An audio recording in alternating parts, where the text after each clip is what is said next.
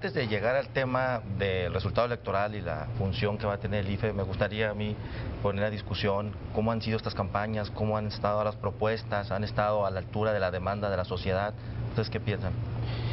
Bueno, yo creo que una de las situaciones de nuestro sistema electoral, pero no es exclusivo de México, aunque sí creo que tiene una gran carga en los spots. Yo le voy a ser absolutamente sincero, ese es mi aspecto muy personal, no estoy hablando por nadie más, estoy harto de tanto spot. Y lo que hemos tenido son spots en todo el día, en toda la mañana y a todas horas. Inclusive cuando voy al cine todavía me tengo que tragar los spots. En el cine también. Bueno, tenemos preparado precisamente, maestro Díaz Martínez, una parte donde vamos a ver una parte de los spots, que es un poco más adelante aquí en los cortes que tengamos.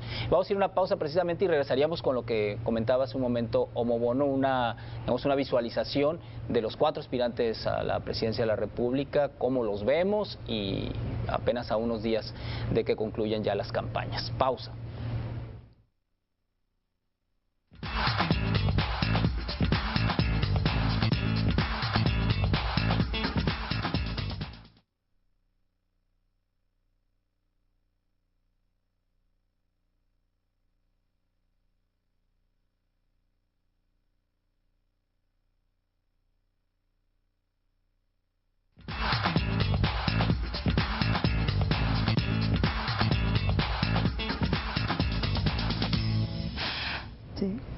Bueno, estamos de regreso en Claro y a Fondo. Le decía al principio, una coproducción de Televisoras Grupo Pacífico y el periódico Noroeste. En este bloque tendremos o queremos platicar de lo que se ha visto en las últimas semanas y meses ya entre los 4 aspirantes a la presidencia de la República, cómo se visualiza cada uno de los aspirantes o digamos un pequeño perfil de los muchos que se han venido haciendo en los últimos meses en este país con respecto a los candidatos. Muy bueno. Sí, comentábamos antes del corte de algunas propuestas que pudiéramos destacar de los candidatos. El maestro Leobardo nos estaba por comentar una. Mira, yo creo que quisiera ver una propuesta en donde parece ser que hay un consenso entre todos los candidatos. Todos han dicho de que están a favor de hacer una reforma fiscal en el impuesto sobre la renta que elimine todas aquellas situaciones especiales y tratar de medir a los iguales como iguales, es decir, todos los regímenes especiales que existen actualmente, eliminarlos, para eliminar los privilegios. Hay una diferencia también, ahí puede haber una diferencia importante en el impuesto al valor agregado, pero hay una coincidencia también, es que a veces se nos olvida que hay muchas coincidencias. Hay otra coincidencia también, todos han dicho que quieren construir en este país un sistema universal de seguridad social, que incluya un sistema universal de salud, un sistema efectivamente universal de educación, que ya lo tenemos más o menos construido, pero un sistema también de seguro de desempleo. El problema es que cualquiera de esas propuestas, según como las estimemos, depende, cuestan alrededor de 4 puntos del PIB. Y 4 puntos del PIB pues es una cantidad, vamos a ponerlo así, en seguridad pública invertimos en México 3 puntos del PIB. Sería invertir en un sistema de salud más de lo que estamos invirtiendo a nivel nacional en seguridad pública. ¿Técnicamente se puede? Sí, sí se puede. Políticamente se van a poner de acuerdo para afectar los grandes intereses y efectivamente vamos a tener un sistema de ejecución y de fiscalización del gasto público que nos garantice a los contribuyentes que esos impuestos adicionales van a ser empleados efectivamente en atender las necesidades sociales y las de seguridad pública de los mexicanos. Eso es lo que nos tienen que convencer, pero al menos en sus propuestas ahí están, y creo que sería un primer momento para después de las elecciones, independientemente quiénes vaya a ser el triunfador o la triunfadora, pues efectivamente tengan un primer punto de acuerdo en donde puedan ir dirimiendo diferencias y empezar a construir políticas públicas que estén más allá de los partidos y pongan por enfrente, ante todo, el interés de la población y el interés de México. Me parece a mí que lo que en las generalidades a veces sí se parecen mucho los 4 aspirantes a la presidencia y de hecho los 4, digamos las 4 propuestas, por no decir que los 4 partidos, ¿no? En las generalidades sí se parecen, pero ya cuando se van viendo los detalles, entonces que en un sistema de seguridad social abarcador así, ¿qué va a pasar con el seguro social? Porque también ahí hay privilegios. servicios. ¿Qué va a pasar con el ISSSTE, por ejemplo? ¿Qué va a pasar con la atención que se da, digamos, a las Fuerzas Armadas? Porque tiene su propia atención social, de seguridad social. Entonces ahí es donde ya no empiezan a aparecerse mucho las propuestas. Desgraciadamente es en esos detalles donde no abundan mucho los candidatos, donde prefieren no abundar. En el tema de las propuestas, a mí y ahora sí que perdónenme, pero cuando los escucho hablar de lo que puede hacer cada candidato llegando a la presidencia, después de que Felipe Calderón prometiera disminuir la tasa del ISR y cuando llega a la presidencia hace todo lo contrario y además se inventa este IETU que es tremendo, que alguno de los candidatos ha ofrecido incluso desaparecerlo. Bueno, pues resulta que aquí no se trata de qué tanto prometa el candidato, sino en su vida política qué tanto ha cumplido ya con lo que ha hecho. Es muy difícil como ciudadanos pedirle al ciudadano en general que investigue qué ha hecho o qué no ha hecho cada uno de los candidatos cuando ha prometido algo, pero esa debería ser la finalidad cuando prometen, no creer lo que prometen, porque yo tendría muchas dudas. Realmente una de las propuestas, y lo confieso, la que más me ha llamado la atención es la del ataque a la corrupción y esos 300,000 millones de pesos, que a mí me parece que es importante. El tema de la corrupción, ninguno de los candidatos se ha puesto a atacarlo de fondo, tal como lo hiciera el candidato de la izquierda hablando de millones, pero yo creo que todos tienen ahí una promesa que hacer de atacar la corrupción. Ahora bien, como dice el maestro, y bueno, a mí me llama mucho la atención el tema fiscal. En general, desgraciadamente, y no sé qué opine Somobono como economista y ustedes, la gente no se atrae mucho por el tema fiscal. Son otros temas quizás más superficiales los que van llamando la atención, ¿no? Sí, sí, sí. Hablando de promesas. Tal vez el tema económico es uno de los temas, creo yo, más importantes, pero a lo mejor que las personas no lo están tomando o comprando, vamos a decir como tal. Pero yo quisiera poner a discusión algo que Patricia de alguna manera lo estaba dibujando, es hasta qué punto es la persona, el candidato, el que con su criterio puede hacer un cambio, no solamente su discurso, sino como gobernante, o es su partido el que va a imponerse una vez que llegue a la presidencia el determinado candidato. Bueno, yo creo que aquí no podemos yo estoy de acuerdo con Patricia al 100%, no podemos decidir por quién votar con base únicamente en las propuestas, porque las propuestas están detrás de una persona y esta persona tiene una historia en la cual el ciudadano también tiene que tomarla en cuenta. Y junto con esta persona está detrás de ella un partido. Así que la decisión que toma cada uno de los ciudadanos, si las propuestas son importantes porque nos dan un indicador de cuáles son, al menos en el discurso, vamos a ponerlo, las intenciones de este candidato, también es importante su vida personal, su vida profesional, su vida en la arena política y el partido y la historia de ese partido y el grupo que está detrás. La trayectoria. La trayectoria. Entonces, todo esto pesa y cada uno de los ciudadanos a la hora de emitir su voto, pues le dará una ponderación diferente. Y cualquiera de ellas será tan válida y tan respetable como la que a cualquiera de nosotros le podamos dar. Sí, Pero sí. Todo eso pesa, ¿no? Muchísimo, y desgraciadamente en este país, con las restricciones de la reforma constitucional en materia electoral del año 2007, se restringió todo esto del acceso a medios, etcétera, y no permite una campaña de confrontación, de contraste, le llamó el Partido Acción Nacional, pero bueno, eso en las democracias de todo el mundo se da finalmente, ¿no? Es la etapa de las campañas cuando es posible conocer a fondo a los candidatos, cuando son candidatos, porque ya después que llegan a un puesto público es mucho más difícil. Los partidos políticos ya no entran en ese nivel de crítica que sí lo hacen durante las campañas electorales. Y sí es muy importante, las democracias más consolidadas tienen una etapa, digamos, de una fuerte confrontación que no llega, por supuesto, a niveles de derramamiento de sangre, porque finalmente la democracia sirve para eso, para llegar a una discusión o a un entendimiento sin el derramamiento de sangre. Pero si no hacemos eso, que puntualiza el maestro Díez Martínez, confrontar quién es quién durante estos meses de campaña, pues entonces el ciudadano termina por entender que las últimas propuestas, escuchemos las últimas propuestas que tienen los candidatos, uno de ellos está ofreciendo computadoras para quinto y sexto grado, el del PRI. Digo, eso no es una política pública.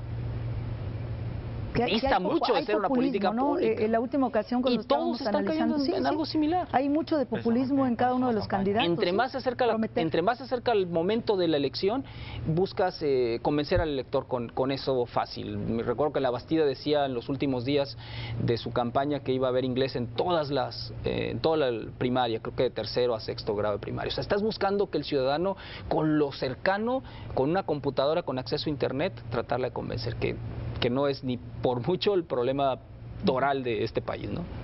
Y hablando de candidatos, bueno, Omobono, no sé qué tan fructífero pudiera ser tratar de... A mí me gustaría escuchar a cada uno de los compañeros, a ti, de cada uno de los candidatos, cuál sería un poquito el reflejo de lo que ven en este momento de campañas, que ya están por concluir. Bueno, yo quisiera resaltar nada más que en el terreno de las propuestas, una de las grandes coincidencias positivas, creo yo, tal vez no tanto en López Obrador en algunos puntos, pero sí en los otros tres, sobre las famosas reformas estructurales. Se habla mucho que México necesita, desde luego, crecer más para que muchos de los problemas, inclusive los de seguridad, se puedan solucionar, se realicen estas reformas. Es una agenda inclusive que tiene los empresarios de este país a través de sus diferentes órganos populares, y de alguna manera los candidatos las han mencionado, y esto nos habla pues de entrada de que los candidatos están preocupados pues por el principal motor en términos muy generales, que es la economía, que en gran medida resuelve algunos de los demás problemas. Y algunos de los candidatos tal vez que tienen un criterio diferente, que eso a mí me gustaría que fuera una de las siguientes preguntas. Por eso mencionaba hace un momento el criterio con el que se puede realizar a cabo las políticas públicas, porque sí hay una clara diferencia desde mi punto de vista si gana un candidato, por ejemplo, como López Obrador, a si gana un candidato como Peña Nieto, Josefina o Cuadri, que tienen propuestas mucho más hacia una economía abierta, una economía donde el Estado intervenga menos en la economía, y López Obrador sus propuestas se enfocan un poco más a más intervención del Estado, probablemente más deuda. No estoy diciendo que necesariamente sea algo malo, pero es un criterio que cambiaría en gran medida la dinámica del gobierno y de la sociedad. No sé qué opine, maestro. Pues bueno, en este sentido el experto desde luego eres tú, el maestro, pero en el tema del neoliberalismo sí habría mucho que discutir y qué tanto a la gente de más abajo le ha servido. Se pusieron a discutir recientemente candidatos sobre el tema de la pobreza. No hay una manera de medir la pobreza fehacientemente en México, y la discusión es, ¿se ha incrementado la pobreza en México en este sexenio? La respuesta es sí, se ha incrementado. Vaya, en el tema de bueno, sí hay una forma de medirla, ¿no? Sí, Coneval me parece a mí integrado un criterio, una serie de criterios, mejor dicho, bastante aceptable con respecto a la pobreza. Y sí se ha incrementado, pero a partir de la crisis económica mundial, no tanto en el sexenio digamos, de Felipe Calderón. En lo que corresponde a México, en el sexenio, en lo que corresponde al mundo, sería de la crisis del 2008, a partir de la crisis que golpeó 2008. a Estados Unidos brutalmente también, y a toda América Latina, sobre todo a México. Pero bueno, aquí en el tema de quién pueda ganar, aquí yo creo que ya estamos avanzando tanto que podríamos, no sé si estén de acuerdo, definir que puede ganar el centro o la izquierda. Yo diría que puede ganar cualquiera, ¿no? ¿Tú crees que todavía la derecha está en el juego? Yo creo que sí, incluso a 10 días con la diferencia que hay, pero si quieren lo discutimos un poco después, dentro de 2 minutos, cuando regresemos de la pausa. Estamos en Claro y a Fondo.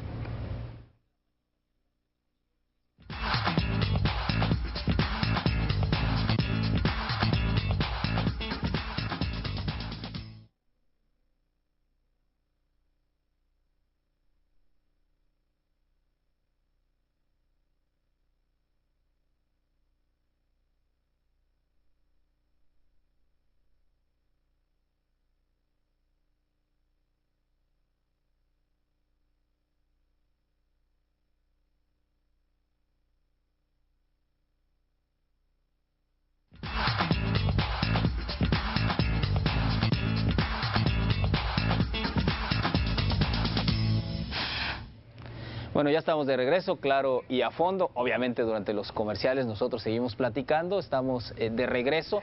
Quisiera que pusiéramos atención en... Ya decía el maestro Díez Martínez hace un momento que ya está harto de comerciales. Nada más 30 segundos más para ver los últimos spots que están manejando los aspirantes a la presidencia de la República, estos que ustedes se han tenido que chutar en muchísimos lados, aquí mismo incluso en la televisión, por supuesto. Vamos a verlos. No va a listo aquí. Este es mi equipo de trabajo. Yo queremos decir, Alex, Jorge, vengan todos, por favor. ¿Ya se acabó?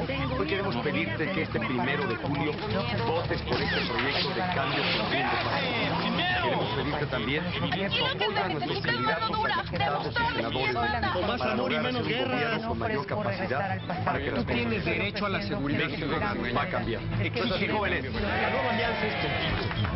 Contamos con todos.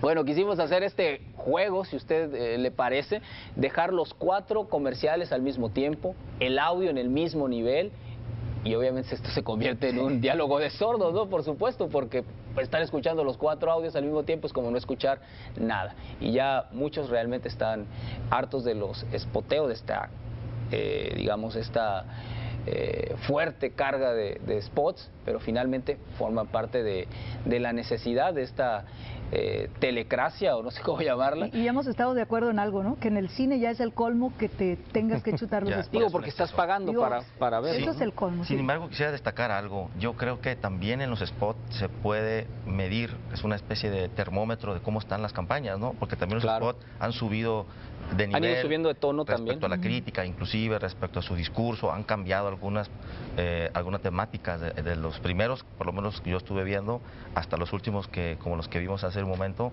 pues ya tienen un nivel más de polarización, de confrontación. Pero sigue siendo muy bajo realmente. Yo realmente pensé que cuando se iban a empezar a hacer las campañas electorales por la vía de los spots, tanto de radio como de televisión particularmente, yo sí pensé que iba a ser una serie de controversias en el IFE, de estar impugnando spots, de estarlos mandando al tribunal electoral, pero no. Son muy light en general, ¿no? Realmente sí. Realmente sí. ¿Será porque son aprobados previamente, no? No son, o sea, se mandan al IFE, el IFE los revisa, que técnicamente estén bien y los mandan, de acuerdo al pautado que mande cada partido. Si ya que están al aire, algún partido lo impugna, bueno, ya salió al aire. Que han impugnado un par o 3 o 4 comerciales, una cosa así. Maestro, no quiere hablar en este corte, no quiere hablar en esta parte del programa que sea de spots. Los spots mejoraron en relación a los spoteos que habíamos visto en la anterior campaña, ¿eh? Mejoraron en el sentido de que vienen más hechos a modo para la televisión y para radio. Yo recuerdo los spots anteriores y además los de las anteriores campañas eran fatales. No había gente de radio haciendo ese trabajo. Al menos en eso han mejorado, yo creo que sí saturan. A mí me tienen muy aburrida los spots. Afortunadamente ya se acaban, maestro, en 10 días. El próximo miércoles. Bueno. ¿Cumplirán con su objetivo? ¿Realmente muchas personas estarán decidiendo en función a los spots? Sí, yo creo que... Pues realmente emitir un mensaje en 30 segundos es muy complicado, ¿no? Sí. O sea, es vender un producto o estarlo vendiendo en segmentos, pues evidentemente es muy complicado. A menos que definas tu voto si el otro se ve guapo, si la otra se ve agradable, si la sonrisa te gusta, una cuestión así muy superficial. Mira, que también sirve para algunos, ¿no? Y yo estoy de acuerdo con Patricia. Lo que pasa es de que han mejorado porque venimos del nivel más bajo posible. Recordemos uno, les voy a recordar uno, sin decir... ¿No se acuerdan de ese spot que yo pensé que era alguna bebida refrescante que decía únicamente naranja, naranja, naranja, naranja? ¿No se acuerdan de hecho, ese? es un partido que ya no existe. Que ya no existe, era un jingle. Por eso no existe.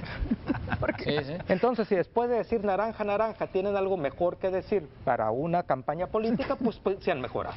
Sí, bueno, en relación a la calidad, ¿no? Hay que recordar que estamos pues aprendiendo muchas cosas. ¿Y qué otras cosas pudiéramos decir que han mejorado en estas campañas? Bueno, hay una situación que a mí me gusta mucho hacer el comparativo del 2000 al 2006 y hay algo inédito en el 2002 y me gusta también visualizarme 6 años más tarde y tratando de entender lo que está sucediendo, que es histórico. Las redes sociales, Facebook, toda esta participación, el monitoreo inédito que la jornada está haciendo también de los tweets, favorables y no, esta guerra que también se está dando en relación a que si son reales o si son trolls o si son bots, que me parece fabuloso. Yo creo todo que un lenguaje nuevo, ¿no? Es todo un lenguaje, pero además no se había dado. Y bueno, el tema de los jóvenes es otro tema que ya ustedes dirán cuándo, porque es sabroso en sí mismo. Y estas campañas del 2012 van a tener un parteaguas fundamental. Yo sí siento que se van a polarizar y vamos a estar hablando de un Peña Nieto y un López Obrador, que quizás la diferencia de puntos siga siendo muy distante. Sin embargo, el tema de los jóvenes vino a darle una refrescada como nunca a la política mexicana, que bueno, ya habíamos tenido el sabor de boca un poco amargo de la política. Sobre todo me quedó el sabor amargo de Vicente Fox atacando muy groseramente a la Bastida, me quedó un sabor muy uno amargo de los boca, debates. muy grosero, ¿no? Entonces, eso afortunadamente ya no se está viendo, maestro, no sé si eso podamos estar de acuerdo en que al menos a ese nivel de corrientes no se llega, pero los jóvenes y las redes sociales... Pero a mí se me hace que no se dio más que todo por niveles de estrategia de los aspirantes. Sí, porque... Nadie se quería, sobre todo, digamos, el más rijoso, evidentemente Andrés Manuel no se quería ver como, uno, atacar a una mujer, en el caso de Josefina, o la otra, su estrategia más reciente en el último debate, no iba en ese sentido, ¿no? Evidentemente, si no, se hubiera sido muy claro que se hubiera comportado como en el primero. Sí, además está amarrado de manos. López Obrador no puede actuar como un rijoso, porque además ese fue el estigma que prácticamente lo hizo perder. En el caso de Peña Nieto, pues no tendría la capacidad siquiera de entablar un pleito, digamos, político. Vicente Fox era otra cosa, ¿no? Y a él le quedaba al dedillo ese papel. Lo de que comentabas de las redes, Pati, a mí sí me llama mucho la atención porque ahí es posible ver muchas cosas que en los medios tradicionales, digamos, los medios impresos, periódicos, revistas, evidentemente televisión y radio, no aparece. Hasta la burla más soez o la ingeniosidad más grande es posible verla en Internet, tanto en Facebook como en Twitter, o particularmente en Facebook.